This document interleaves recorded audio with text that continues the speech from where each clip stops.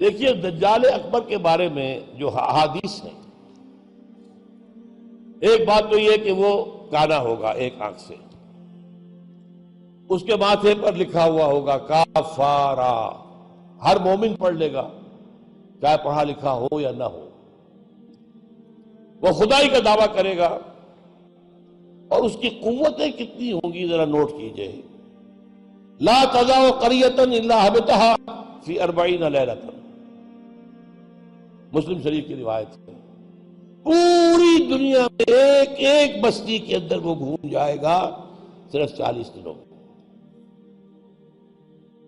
کیسی سواری اس کے پاس ہوگی، کیسی صورت والی سواری ہوگی، اب تو کچھ اندازہ ہے نا۔ آخر ہماری فضا میں ظاہر بات ہے ہمارے ہوائی جہاز 24 گھنٹے میں گزر سکتے ہیں مشرق سے مغرب تک۔ نمبر 2، اس کے 2 کانوں کے مابین 80 گز کا یا 80 ہاتھ کا فاصلہ ہوگا۔ اس کے گدھے کی ما بین حافر حمارہ الی حافر آخر مسیرۃ یومین و لیلۃ، اس کے گدھے کی ایک قدم اور دوسرے قدم کے درمیان ایک دن رات کے سفر کی مسافت ہوگی۔ اب ظاہر بات ہے اس کا گدھا کون ہے آج؟ ہوائی جہاز۔ ینادی بصوت لہ یسمع ما بین الخافقین، کنز العمال میں بھی ہے، مسند احمد بھی حدیث ہے۔ وہ آواز دے گا ایک ایسی آواز سے جس سے مشرق اور مغرب کے درمیان سب لوگ سنیں گے۔ ہو گیا کہ نہیں؟ بش کی تقریر سب سنتے کہ نہیں؟ سخرت لہ انہار الارض واعصارها یأمر السماء فتمطر والارض فتنبت، اس کے لیے تمام دریا اور پوری زمین کو سخر کر دی جائے گی۔ وہ جب حکم دے گا آسمان کو بارش برسائے گا۔ مادر ذات انجھ اکمہا، اس کو ٹھیک کرے گا، کوڑی کو ٹھیک کرے گا۔ یہ حضرت عیسیٰ والے معجزے ہیں۔ یحیی الموتیٰ، مردوں کو زندہ کرے۔ آج جو ہے کلوننگ اس جگہ تک پہنچ چکی ہے کہ آپ کے والد کی قبر سے لاش میں سے کوئی تھوڑا سا ٹکڑا نکال کر والد بنائے جا سکتے ہیں۔ یہ دوسری بات ہے کہ ابھی بحث چل رہی ہے، ہیومن کلوننگ کی کھلی اجازت نہیں دی جا رہی، لیکن آ گیا۔ ایک آدمی کو چیر کر 2 ٹکڑوں میں بانٹے گا اور پھر زندہ کر دے گا۔ وَيَبْعَثُ مَعَهُ یا يُبْعَثُ مَعَهُ الشَّيَاطِينُ عَلَى صُورَةِ مَنْ قَدْ مَاتَ مِنَ الْآبَاءِ وَالْأُمَّهَاتِ وَالْإِخْوَانِ فَيَأْتِي أَحَدُهُمْ إِلَىٰ أَبِيهِ وَأَخِيهِ فَيَقُولُ أَلَسْتُ فُلَانًا أَلَسْتَ تَعْرِفُنِي، اس کے ساتھ شیاطین جن کا لشکر ہوں گے، اور ان کی صورتیں وہ بنا دے گا لوگوں کے مرے ہوئے ماں باپ اور بھائیوں کی سی، اور وہ آ کر کہیں گے دیکھو میں تمہارا باپ نہیں ہوں، پہچانتے نہیں مجھے، میں تمہارا بھائی نہیں ہوں، پہچانتے نہیں ہو مجھے، ارے میں تمہاری ماں نہیں ہوں، پہچانتے نہیں ہو، یہ خدا ہے، اس کو کرو سجدہ۔ عام کفر و الحاد۔ اور ایک بات جو سب سے اہم ہے جو آج شروع ہو چکی ہے اور میں تفصیل بیان کر چکا ہوں، کائرو کانفرنس اور بیجنگ کانفرنس اور بیجنگ +5 کانفرنس، اور وہ بھی یونائٹڈ نیشنز کے تحت، آخر من یخرج الیہ النساء، آخر میں جو اس کی پیروی کے لیے نکلے گی گھروں سے وہ عورتیں ہوں گی۔ حتی ان الرجل لیرجع الی امہ وابنتہ واختہ وعمتہ فیوثقها، یہاں تک کہ ایک بندہ مومن جائے گا دوڑ کر اپنے گھروں میں، اپنی ماں کو، بہن کو، بیٹی کو، بیوی کو باندھ کر جکڑ کر رکھنے کی کوشش کرے گا، اور وہ رسیاں توڑا کر اس دجال کے پیچھے بھاگے گا۔ وہ نقشہ ہے آج۔ ایک حکم پر یہ شیطان مشرف جو ہے ہمارے ہاں 30% سیٹیں عورتوں کے لیے مقرر کر دیں۔ بھائی امریکہ تک میں نہیں ہے، تو ان کی پیروی کر رہے ہو، وہاں بھی نہیں ہے یہ ہم ان سے بڑھ کر ان کے مقاصد کی تکمیل میں ان سے آگے جا رہے ہیں۔ اب دیکھتے دیکھتے ہماری بات کو دیکھ کر انڈیا کے اندر بھی آیا ہے کہ 30% سیٹیں سب کی جو ہے خاص کر دی جائے عورتوں کے لیے، وہاں وہ نہیں ہو پا رہا۔ جمہوری حکومت ہے، اختلافات ہو رہے ہیں، ابھی بحثیں چل رہی ہیں۔ اور یہاں کیا تھا، مشرف ایک حکم، اور کوئی نہیں بولا، کوئی مذہبی لیڈر نہیں بولا یہ کیا کر رہے ہو، کوئی سیاسی لیڈر نہیں بولا کیا کر رہے ہو یہ۔ ان کی گھٹی میں سیاست پڑ چکی ہے۔ خطرہ یہ تھا کہ ہم نے اگر ایسی کوئی بات کی تو یہ الیکشن پوسٹ پون کر دے گا، اور الیکشن بنا ہوا کا عام طریقہ۔ بہرحال یہ دجالیت جو ہے، دجال اکبر، یہ آنا ہے۔ یہ ہوگا کون؟ اس میں احادیث کے اندر اختلاف ہے۔ ایک واقعہ یہ بھی ملتا ہے کہ حضور ہی کے زمانے میں یہودیوں میں ایک بچہ پیدا ہوا، ابن سیاد۔ وہ بڑا غیر معمولی قسم کی صلاحیتیں اس میں تھی، وہ اپنی پیٹھ کے پیچھے سے بھی دیکھتا تھا۔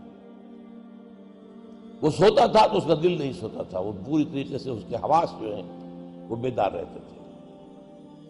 تو حضور نے اس کے کچھ حالات وغیرہ کا باقاعدہ مشاہدہ کیا، یہ سوچتے ہوئے کہ شاید یہی دجال بن جائے۔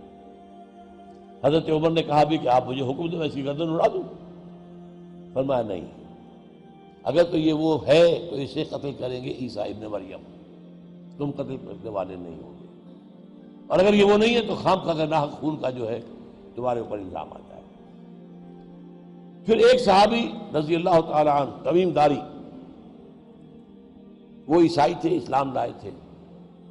وہ کسی بحری سفر پر گئے تو طوفان جو ہے ان کے جہاز کو لے کر ادھر ادھر کئی ایک مہینے تک، اس سے بھی زیادہ، موج ادھر لے گئی، پھر ادھر لے گئی، پھر ادھر لے گئی، حتیٰ کہ ایک جزیرے میں جا کے ان کا اترنا ہو گیا، وہاں کوئی نہیں تھا، غیر آباد۔ اندر کچھ گئے تو انہیں ایک عجیب سی مخلوق نظر آئی، جساسہ، کہ نہ اس کا پتہ چلتا تھا منہ کدھر ہے دم کدھر ہے۔ اس نے کہا تم کیا کرنے آئے ہو؟ دیکھو فلاں صومعہ ہے، ذرا ادھر جاؤ، گھنا جنگل ہے، وہاں جو ہے ایک صومعہ ہے، چرچ ہے، اس میں ایک آدمی تمہارا انتظار کر رہا، جاؤ۔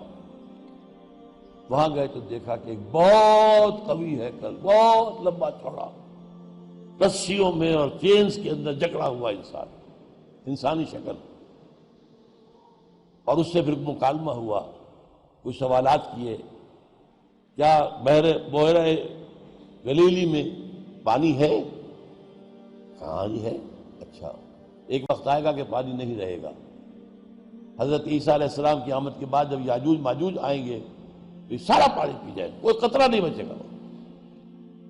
اس طرح کئی سوالات کیے، اور پھر اس نے غالباً یہ کہا کہ میں دجال ہوں، مجھے ابھی اللہ نے گرفتار کیا ہوا ہے، پھر اب وقت آئے گا مجھے چھوڑے گا۔ ایک روایت یہ ہے، جب حضرت آئے تمیم داری تو حضور نے پھر اعلان عام کرایا، مسلمانوں کو جمع کرایا، اور انہیں یہ سارا تمیم داری کا واقعہ سنایا۔ دیکھیے بھی ہے۔ تو اب یہ کہ اس کے بارے میں یقین کے ساتھ فیصلہ کرنا کہ وہ کون ہوگا، میرا گمان یہ ہے کہ وہ وہی ہے جو ابھی اس صومعہ میں قید ہے، لیکن وہ کوئی جن ہے، انسان نہیں۔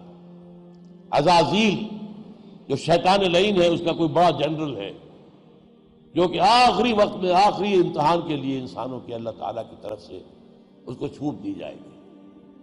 اور یہ ہوگا حضرت عیسیٰ علیہ السلام کا جو حکومت کا دور ہے 40 برس اس کے آخر، اور اسے بھی پھر حضرت عیسیٰ علیہ السلام ہی قتل کرے۔ لیکن اس سے پہلے یہ ہے کہ اتنی بڑی ہوا چل چکی ہوگی کفر اور الحاد کی، اور جو ہے زوال آ چکا ہوگا، کہ پھر حضرت عیسیٰ کا انتقال ہونے کے بعد کچھ ہی عرصے کے بعد اللہ تعالیٰ ایک خاص ہوا بھیجے گا کہ جن کے دل میں بھی ایمان ہے ان کی جانیں بڑی آسانی سے، سہولت سے نکل جائیں گی۔ اب دنیا میں صرف کافر، فاسق، ملحد، مشرک، گناہگار لوگ رہ جائیں گے۔